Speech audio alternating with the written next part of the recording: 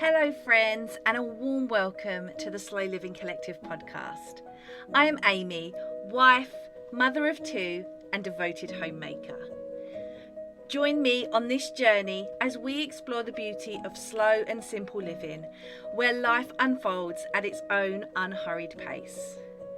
These episodes are love notes from me, sharing the things that I sometimes need to hear myself as well. I'll take you through my experiences of slowing down, tending to my allotment plot and balcony garden, finding joy in the little things, and embracing our wonderful small home. In these episodes, I delve into what it means to walk a different path, stepping outside societal norms and embracing all the beauty it provides. Together, we'll learn how to live in harmony with the ever-changing seasons, discovering the magic of living in the present moment. I welcome you to come on this journey with me and maybe open your mind to a different way of living. I hope you find what you're looking for in the words of these episodes, and I hope they speak to you in your own unique way. Hey everyone, and welcome to another episode of the Slow Living Collective podcast. Thank you so much for joining me today. If you're new here, I'm Amy, and this podcast is just my waffle, really, let's be honest. But it is all about how you can slow down, simplify your life, live more in tune with the seasons around us, and just know that it is okay to want to walk a different path. And what this podcast really does, and basically everything I talk about, whether it's here, over on my Substack, everything is about making slow, simple and seasonal living just really accessible. You don't have to have a homestead, you don't have to want to have chickens, you don't have to have tons and tons of space, the big house in the country. None of that matters. You can absolutely start where you are. You can always remain where you are, and we're going to talk a little bit about the way we're viewed in this episode actually. So the funny thing is, this episode wasn't really planned, and then it sort of came to me when I was having like a few discussions over the past week. Now, usually I am great at pre-prepping my stuff, but here we are once again on a Sunday night after a beautiful weekend at the allotment. The sunshine and the weather's just been wonderful this last whole week and beyond, really. And so I have spent all of my time outside and no time prepping any of my work. So here we are, last minute. I've got to get this in quickly because soon enough it'll be bedtime for my children. So let's stop the waffle, Amy, and let's get on with today's episode. Today's episode is all about when your life choices make other people uncomfortable. And we're going to dive into why sometimes people feel either unsettled or maybe even offended when you choose to live differently. And that can be differently in the sense of maybe you've chosen that you want to slow down and simplify, and that doesn't necessarily mesh with societal norms now, because we live in such a fast-paced world, and when you want to slow down and simplify, sometimes people can think that that's a bit odd and don't really understand how it's even possible, how they can do it. They're on that hamster wheel, ending up in burnout all the time. And sometimes it's because people have chosen to live a different way in maybe something else. It could be the difference between maybe you want to home educate your children, or maybe you don't and you want to send them to school. And it's just this perception that we all have to walk the same path, and sometimes our life choices make other people feel uncomfortable. And I have always been of the opinion, because I don't take any what in my life. I really do not put up with much. And I think the thing is that I've always come to this idea that if somebody has a problem with something I am doing, as long as I'm not being nasty, I am not, being rude, if I'm just living life according to my values and I'm living a good life and, I am, not being horrible, I'm not doing anything that is, illegal or anything like that. If you have a problem with the way I choose to live, that is a 100% you problem.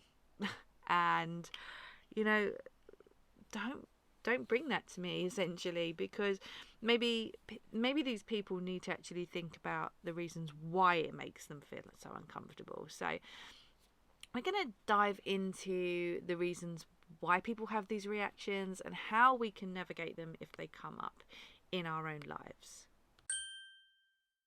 Before we dive back into today's episode, I want to take a quick moment to share something I absolutely love: Riverford Organic.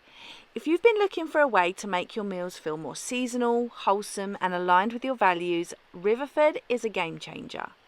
Riverford delivers fresh organic produce right to your door, straight from the farm. Everything is grown with care and respect for the earth, so you know that when you're cooking with their ingredients, you're nourishing both your body and the planet. And what I love most about Riverford is their commitment to slow food, cooking and eating in tune with the seasons. No more scrambling for produce that's out of season or transported from halfway around the world.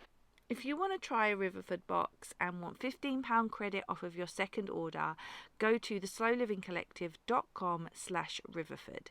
That's theslowlivingcollective.com/Riverford.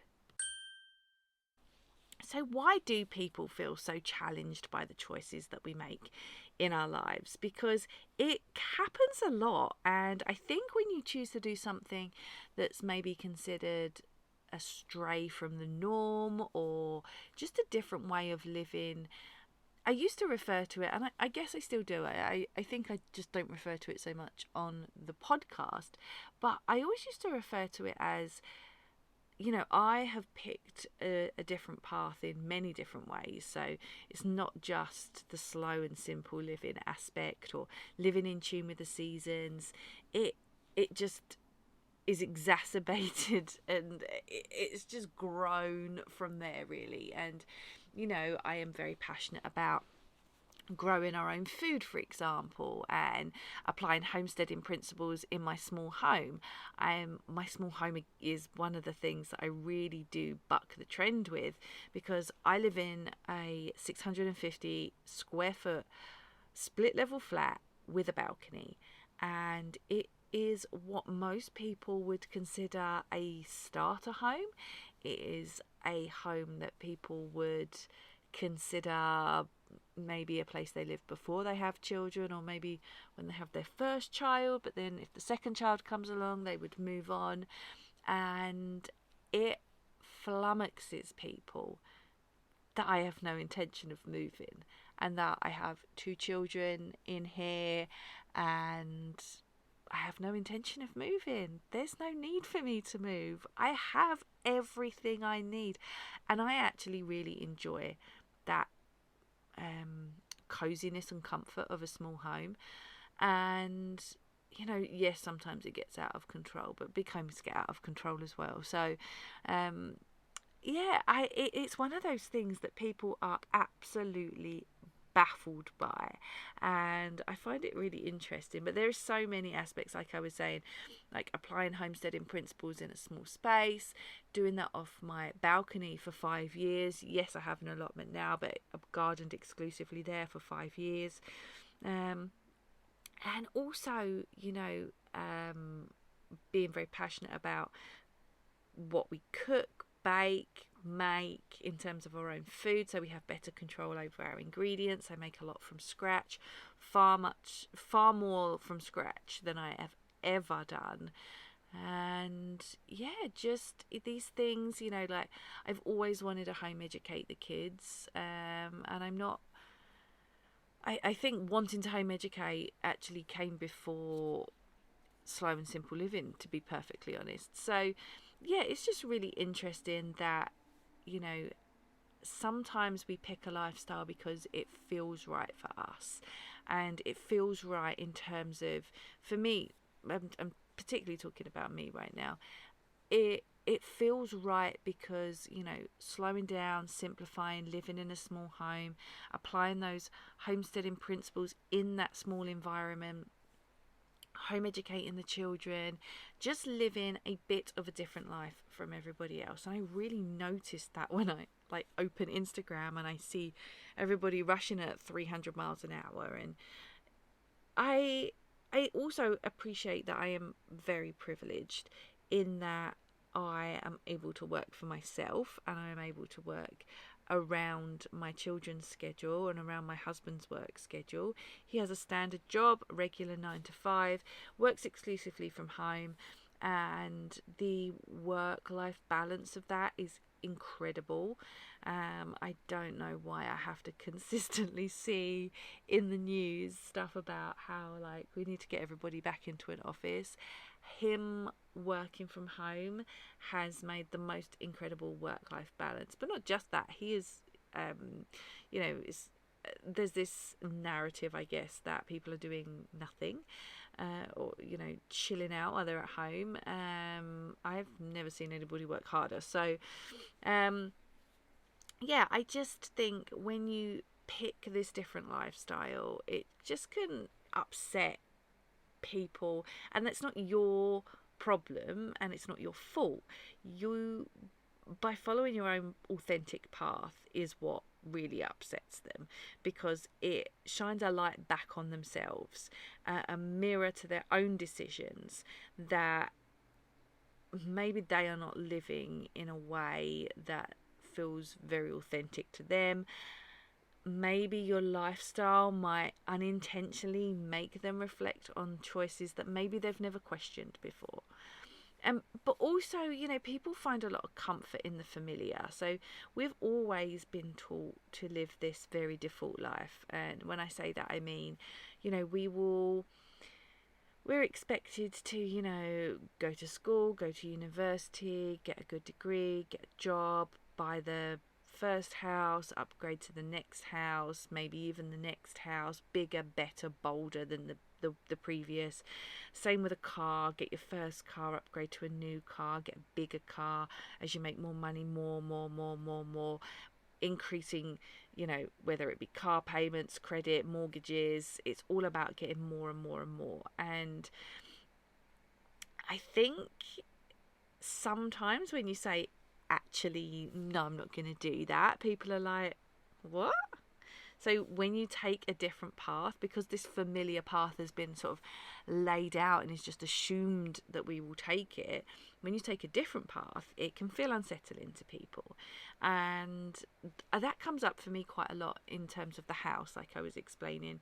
And, so for me personally, I often think I have a 2-bedroom house, split level flat.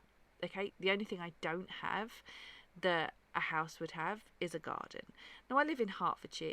It's extremely expensive where I live, because I live within the commuter belt to London. Extremely expensive. Now, you could say I could give up Netflix, avocado toast, having a coffee, and all of those things. We all know it's not going to make a blind bit of difference. You could say I could move, but I was born and raised here. So, I find that such a, you'll have to move somewhere else. It's fine, but then what about my entire support network? I don't want to live anywhere else. This is my home. This is where I was born, raised, and have always lived. And so I think that, those things are, when you make that decision to do things a little differently, okay, so do you know what? I'm actually quite happy where I live. So for me personally, to upgrade to just a 2-bedroom house, so literally just the extra thing would be a garden. And in fact, having looked, the living space is not much better, larger in some aspects. Nobody is still going to beat my kitchen. The kitchens were tiny. I'm talking about paying an extra £100,000 to £150,000 just for a garden. Just for a garden. Now, I appreciate there's, a wonderful element of opening the back door, and it is right there. But just as an example, it cost me about £60 a year for the allotment. So, I just, to me, it's not worth it. It is not worth putting another 150,000 on a mortgage to just get a garden.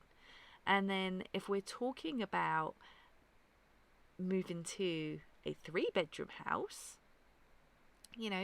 then we're actually talking about close to double what what my house is worth now.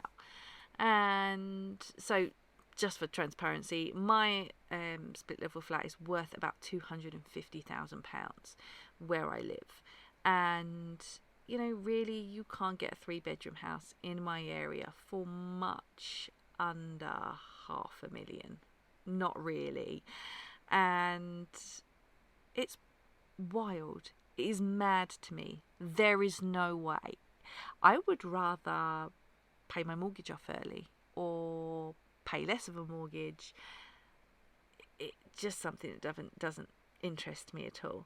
So it's one of those things that, because there's this familiar path that has been laid out for many of us, the natural progression would be, okay, so bigger house, more mortgage debt, but we're winning in life because we've got the bigger house and we've got the nice car and the driveway. Again, the car, we only have one car between us. We literally do not need a second car, so why would we bother? Why would we bother? There has never come a time yet where we have been like, oh, we need to figure out the cards. It has never, ever happened. It just never. Not once has having one car been a problem. So, choosing a different route, choosing a different way of life, choosing a different lifestyle. So it might be slow living, home educated, bit more simple life, whatever it is, it goes against the mainstream, and that often can make people feel defensive. But another thing is, sometimes the resistance isn't about you. In fact, I would argue that the resistance is never about you. It's about maybe their own doubts or their own regrets or what they wish they could do.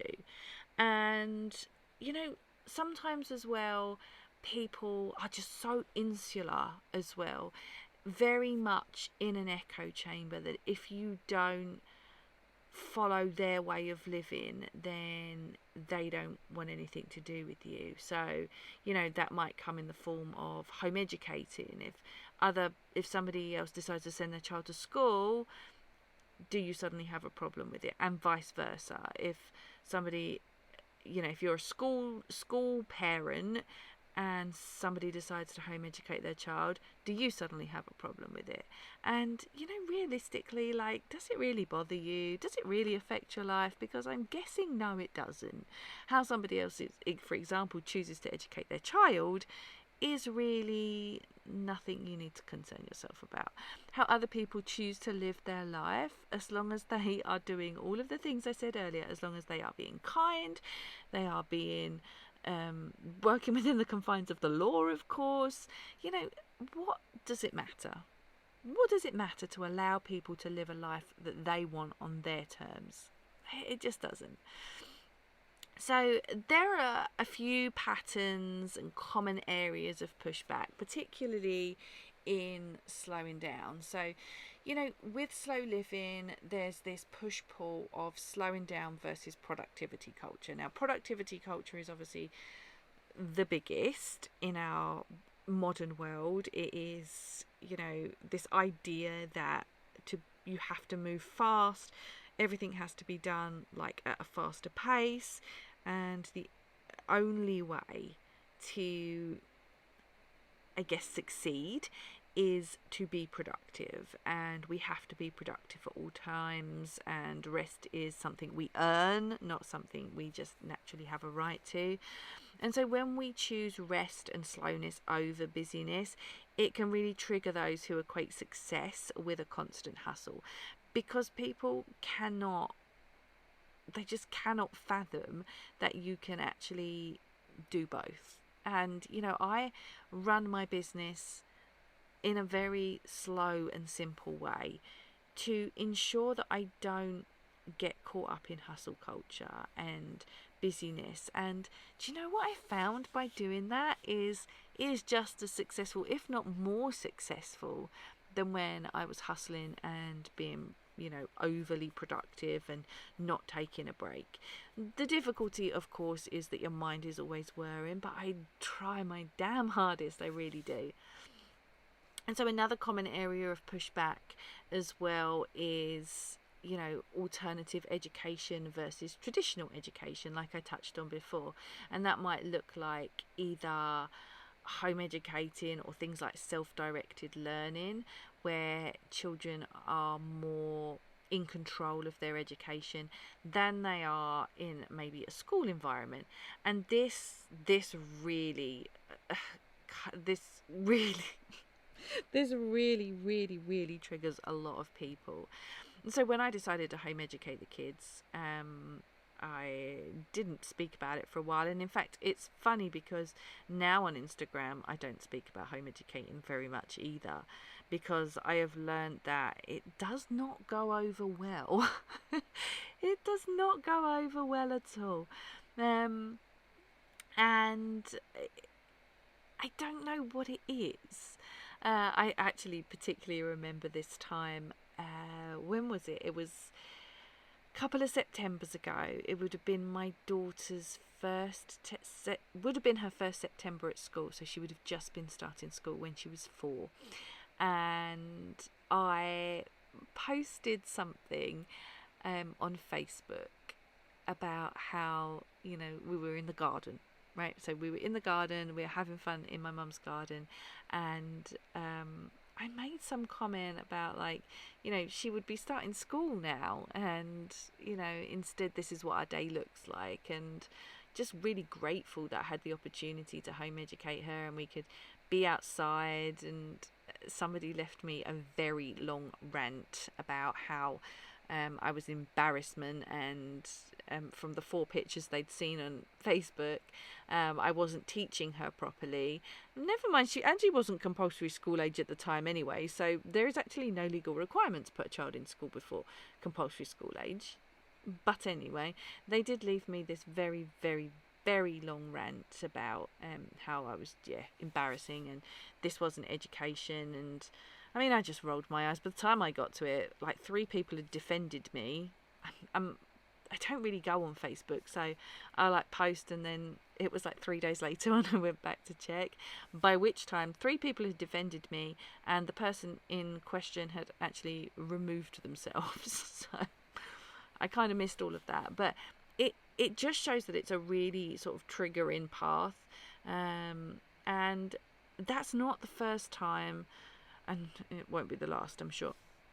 I had a very close friend of mine who got really uppity about something I posted on Instagram once, and it was something like, and I think whether you home educate or school educate, I think this is something that I would think if my children were in school, I still wouldn't be happy about. I shared a post, so it wasn't even my own. I shared a post, and I think it was something about kids not being able to go to the toilet in school when they need to go, and she did not take it well. I got a very, very, very angry message. This is somebody that I knew very well for many, many years. One of my best friends at the time, and she just went absolutely off the charts at me, and I thought, do you know what, like that sounds like that's been brewing for a while, and I think your problem is bigger than some off the cuff post. And so I just left it. I didn't even respond. I was like, this doesn't deserve a response. If you want to come and talk to me with a logical argument, like, where I am. But until such time, I haven't got time for somebody who treats me in such a manner.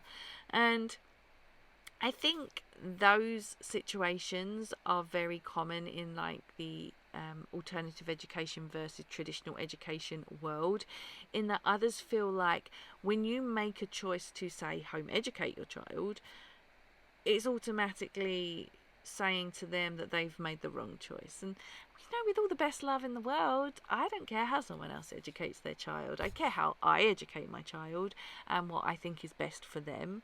And I have many, many reasons why that is, and many, many opinions on our current school system. I just don't care how someone else educates their child. You do what works for you, for your family. I'm cool with that. And if that means putting your child in school, I'm cool with that. I don't care if your child's in school. I've got a lot of friends with children in school, and we seem to get on fine. It's just the odd few who seem to have a problem. But yeah, like I said, it is common, and I don't really talk about home education that much anymore, to be perfectly honest, because of that. Another area that gets a lot of pushback is around intentional living. Making things from scratch, I found, can make other people feel like they're being judged, that they're not doing that.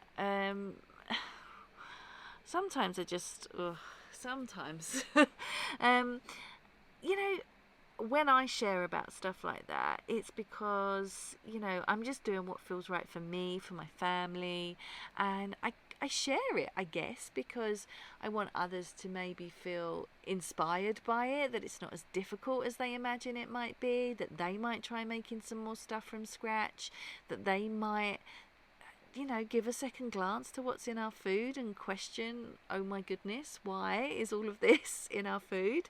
And if they don't want to, then that's fine too. So there's a lot of, I would say that, there's a lot of things that can have pushback, but I think the most important thing when you are choosing to walk a different path is to just remember that you don't have to justify your choices. You can set a boundary and hold your ground. You don't have to be defensive about it. You don't have to justify it. It's like, this is the way I want to live. I'm quite happy living in a 650 square foot house. I'm completely happy with growing food on my allotment and on my balcony. I really enjoy making things from scratch for my family and trying to avoid some of the negative ingredients that are in our food. I'm happy with that. I'm really happy that I home educate my children, and I'm completely fine if you don't. I don't mind about any of these things. I think so often people come to you with this defensiveness, don't they? And it's about being curious. Of course, be curious. Like, super interesting, Amy, that you are happy living in 650 square foot. Like, tell me about it. Why do you feel that way? Equally, on the other side, it's really interesting that you don't think you could live in this 650 square foot. What makes you feel that way? But also just surrounding yourself with people who just get you. Like, I'm so incredibly lucky with the people I have in my life. I have some wonderful, wonderful friends. I have wonderful, like, real good best friends, and just have a real good community within my home ed community, some really fantastic home ed mum friends, and also friends that educate their children in the school system as well, but just people who live very similarly to me, who they might not live in 650 square foot, and they don't judge me for it, nor do I judge them for not living in 650 square foot. But they might be interested in things like growing their own food and living more minimally, or slowing down, simplifying, just people who really support me and understand my choices. And I think when you can find those people, you realize that the people who had a problem with you for whatever reason, I didn't know that they were potentially your friends in the first place. I certainly feel like that about some of the people that have come and gone. It's like, well, if you're so unsupportive of everything that I do, why are you here? There's a door, you can leave anytime, we don't mind. But also I want you to think about practicing self-compassion, because there are going to be people like that react in a certain way about a choice that you make, and there's people's reactions, they don't define your path or the way you feel about it or the life you want to live. And so just remember that when people have a problem with the way you do something or the way you live, if you're not doing anything inherently wrong, maybe it's a bit of a them problem. It's not a you problem. There's something triggering them into feeling the way they do, whether it's not being able to move from this definition that they have in their head on what life is supposed to look like, or whether they feel like the default path is the only path, or whether it's just opening up some uncomfortable feelings in them because there may be questions they need to ask themselves. You don't need to explain yourself. Sometimes the best response is just continuing to live that authentic life that you love, because ultimately your life is yours to design, and no one else has to understand it, no one else has to live it. Everybody's entitled to live it in their own way, and when we do things slightly differently or step away from the norm, especially societal norms, people have questions, and I think on the most part they come from a place of curiosity, but sometimes they can sort of migrate over into questioning the way you live. And choosing to live differently doesn't mean rejecting another's idea of living. Maybe they are happier living this life that's been set out for them, and that's fine. There's nothing wrong with that.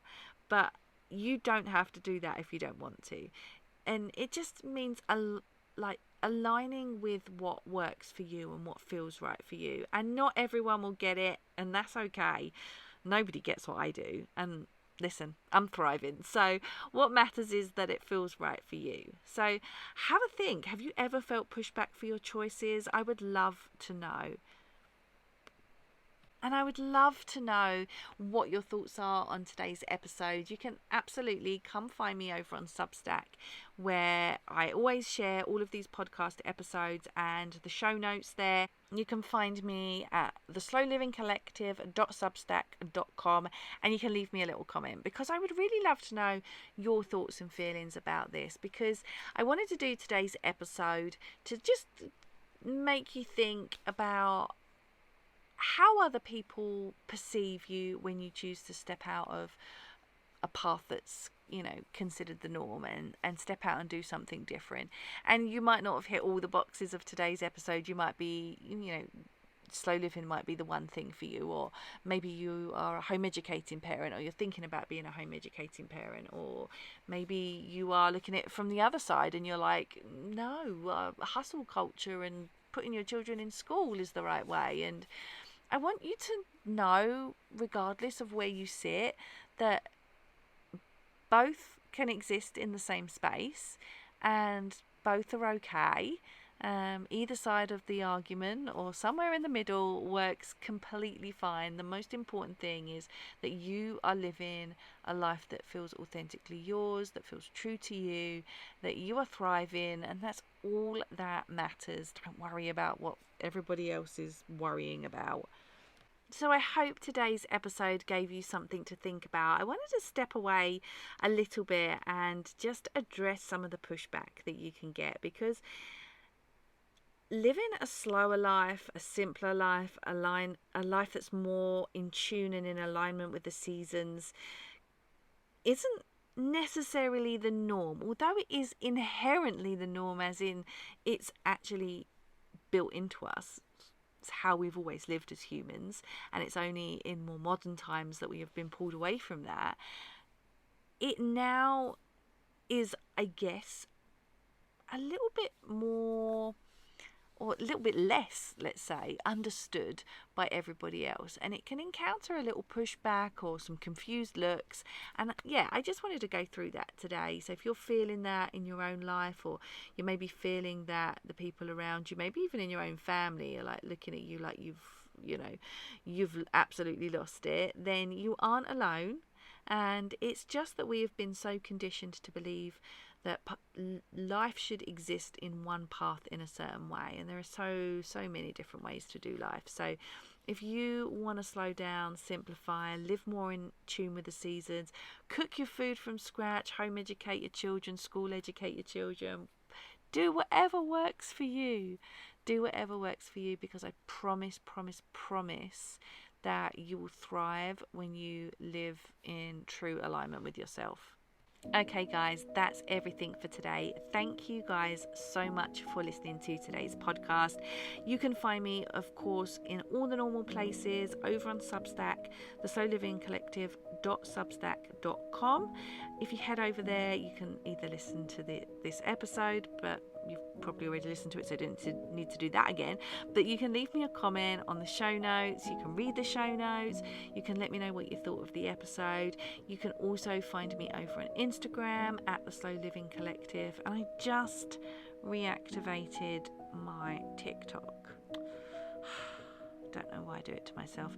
Anyway, you can find me there currently. I don't generally stay around for very long. That's also at the Slow Living Collective as well. So thank you guys so much for listening, and I will catch you in my next episode.